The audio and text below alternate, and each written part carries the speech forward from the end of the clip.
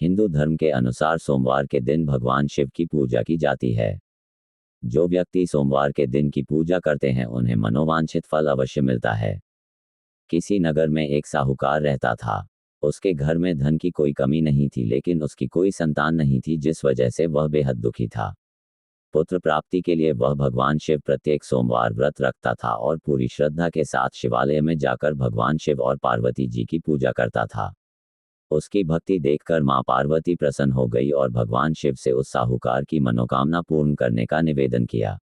पार्वती जी की इच्छा सुनकर भगवान शिव ने कहा कि हे पार्वती, इस संसार में हर प्राणी को उसके कर्मों के अनुसार फल मिलता है और जिसके भाग्य में जो हो उसे भोगना ही पड़ता है। लेकिन पार्वती जी ने साहूकार की भक्ति का मान रखने के लिए उसकी मनोकामना पूर्ण करने की इच्छा जताई। माता पार्वती के आग्रह पर शिवजी ने साहूकार को पुत्र प्राप्ति का वरदान तो दिया, लेकिन साथ ही यह भी कहा कि उसके बालक की आयु केवल 12 वर्ष होगी। माता पार्वती और भगवान शिव की इस बातचीत को साहूकार सुन रहा था।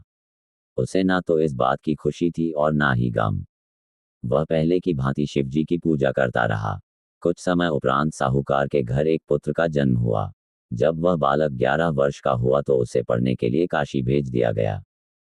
साहूकार ने पुत्र के मामा को बुलाकर उसे बहुत सारा धन देते हुए कहा कि तुम इस बालक को काशी विद्या प्राप्ति के लिए ले जाओ। तुम लोग रास्ते में यज्ञ कराते जाना और ब्राह्मणों को भोजन दक्षिणा देते हुए जाना। दोनों मामा भांजे इसी तरह यज्ञ कराते और ब्राह्मणों को दान दक्षिणा देते काशी नगरी निकल पड़े। इस दौरान रात में एक नगर पड़ा जहां नगर के राजा की कन्या का विवाह था, लेकिन जिस राजकुमार से उसका विवाह होने वाला था वह एक आंख से काना था। राजकुमार के पिता ने अपने पुत्र के काना होने की बात को छुपाने के लिए सोचा क्यों न उसने साहूकार के पुत्र को दूल्हा बनाकर राजकुमारी से विवाह करा दूं। विवाह के बाद इसको धन देकर विदा कर दूंगा और राजकुमारी को अपने नगर ले जाऊंगा। लड़के को दूल्हे के वस्त्र पहनाकर राजकुमारी से विवाह करा दिया गया। साहूकार का पुत्र ईमानदार था।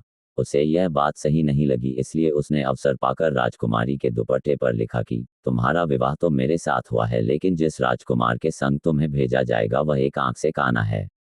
मैं तो काशी पढ़ने जा रहा हूँ। जब राजकुमारी ने चुन्नी पर लिखी बातें पढ़ी तो उसने अपने माता पिता को ये बात बताई।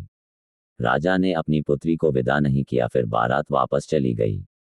दूसरी ओर साहूकार का लड़का और उसका मामा काशी पहुंचे और वहां जाकर उन्होंने यज्ञ किया। जिस दिन लड़का 12 साल का हुआ उस दिन भी यज्ञ का आयोजन था। लड़के ने अपने मामा से कहा कि मेरी तबीयत कुछ ठीक नहीं है। मामा ने कहा कि तुम अंदर जाकर आराम कर लो। शिवजी के वरदानुसार कुछ ही देर में उस बालक के प्राण निकल गए। मृत भांजे को देख उसके मामा ने विलाप करना शुरू किया। संयोगवश उसी समय शिवजी और माता पार्वती उधर से जा रहे थे।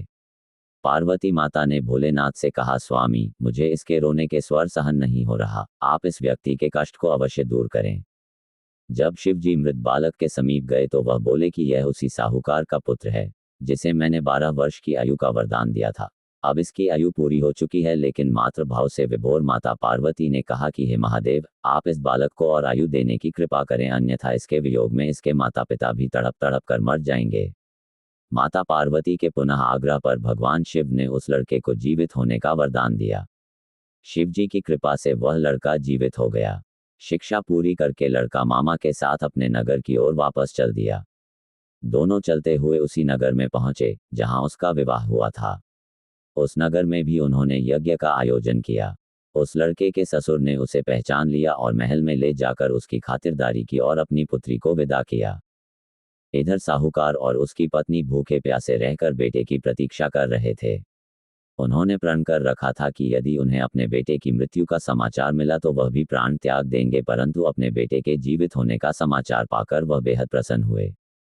उसी रात भगवान शिव ने साहूकार के स्वप्न में आकर कहा, हे श्रेष्ठी, मैंने तेरे सोमवार के व्रत करने और व्रत कथा सुनने से प्रसन्न होकर तेरे पुत्र को लंबी आयु प्रदान की है। इसी प्रकार जो कोई सोमवार व्रत करता है या कथा सुनता और पढ़ता है उसके सभी दुख दूर होते हैं और सभी मनोकामनाएं पूर्ण होती हैं।